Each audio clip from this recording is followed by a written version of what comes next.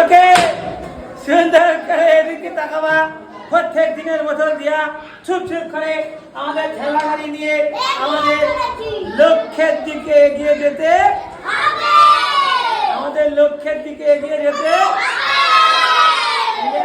সুন্দর করে পড়বা তো সবাই সুন্দর করে পড়বা, মন দিয়ে সুন্দর করে। আর বড় হতে হবে, কি হতে হবে?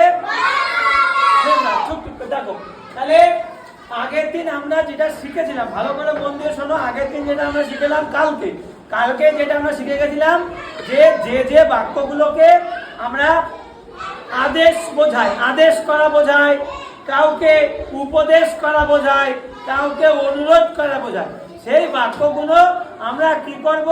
ভার্ব দিয়ে লিখবো। কি করে লিখবো? ভার্ব দিয়ে। যেমন ধরে বললাম, এখানে আসো, কাম হিয়ার, এখানে আসো। তাহলে প্রথমে কাম দিলাম, ভার্ব। বললাম ওখানে যাও, গো দেয়ার,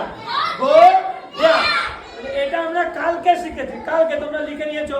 তাহলে যে বাক্যগুলো আমরা ভার্ব দিয়ে লিখবো, সেই বাক্যগুলো অনুরোধ করা বোঝাবে, আদেশ করা বোঝাবে বা উপদেশ করা বোঝাবে। ক্লিয়ার? এইবার এই ধরনের বাক্যগুলো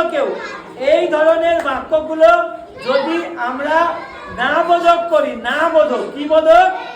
না বোধক। এই ধরনের বাক্যগুলো আমরা কি বোধক করব? না বোধক, তাই তো? সুন্দর, ঠিক আছে। তাহলে এই ধরনের বাক্যগুলোকে না বোধক করতে গেলে আগে আমরা দেব ডু আর নট। কি দেব? Do not. কি দেব? Do not. ডু নট মানে হচ্ছে না। ডু নট মানে আরে কাউকে আমি বললাম যেও না, ভালো করে বুঝবা, যেও না। ডু নট গো, যেও না। ডু নট মানে না, আর গো মানে যাওয়া। তাহলে ডু নট দেব, ডু নট দেওয়ার পরে ভার্ব দেব। ডু নট গো, যেও না। আমি বললাম এসো না, ডু নট কাম,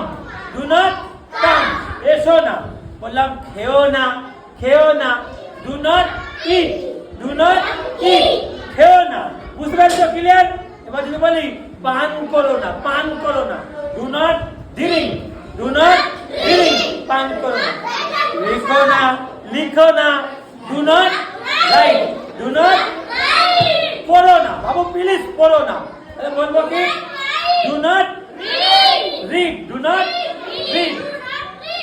নাচ করো না, বলো ডু নট ডান্স,